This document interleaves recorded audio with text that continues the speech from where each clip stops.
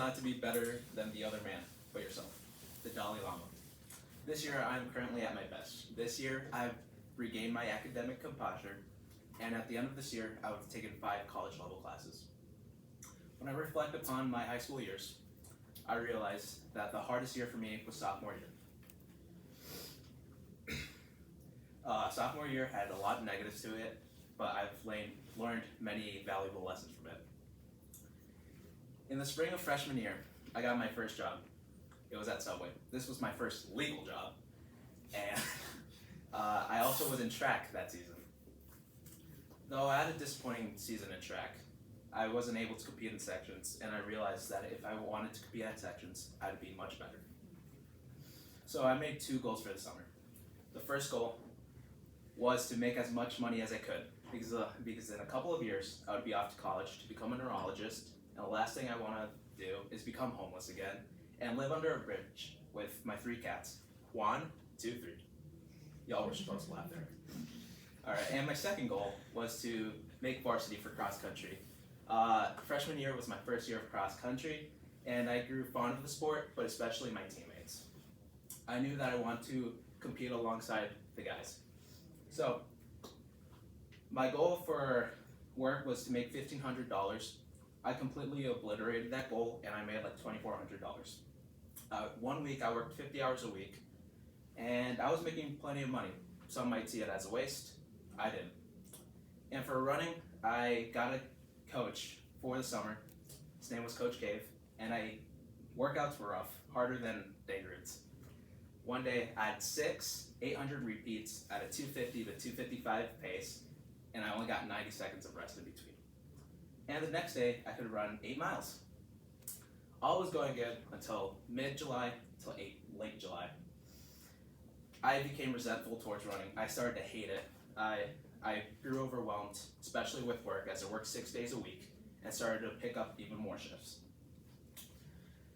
I also saw some relationships decline over the years, or over that summer.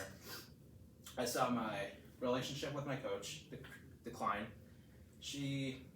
There was a time where I wouldn't go to practice for multiple days a week, and eventually she said that if someone on the team has a bad mentality about the sport, eventually it passed on to the other kids, and eventually everyone is affected.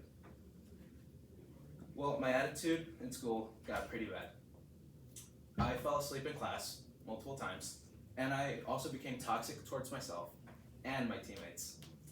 There was a point in time where she even questioned if she should coach me anymore. This obviously hurt, as it would hurt any other person. I also saw a massive decline in academic performance. At the end of freshman year, I was at 3.8, but at the end of sophomore year, I was at a 3.6.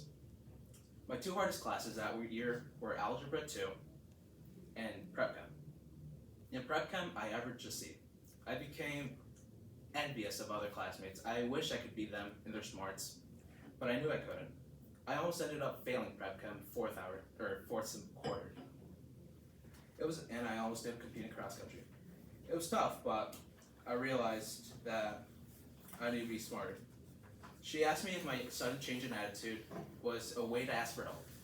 At the time I said no, though now that I reflect upon it, I do realize that I did need help, though I've been taught that you shouldn't show emotions. But I've been trying to get out of this negative complex, and I've been doing better for myself. This year, like I've previously mentioned, I would be taking 5 college-level courses. Yesterday, I recently got my grade for College Gov. I got an A-. I could have done better, but I'm still proud of what I did. One of the classes I was proudest to get in was College Bio. That class is predominantly seniors, and 3 of my classmates in this class are in College Bio. Overall, I've been doing pretty well in school, but I've also saw an increase in my relationships. I've been bonding with my family a lot more than I was last year, since I've isolated myself from them. And my work ethic has gotten much better. I've been on top of all my homework, and though I still procrastinate, much less than previous years. Let go of the past, but keep the lessons it taught you. Chiara Gizzi. Sophomore year has taught me many lessons, and that has allowed for me to be at my best as a junior. I'm Edwin Christopher Izazaga Roses, and I'm currently at my best. Thank you.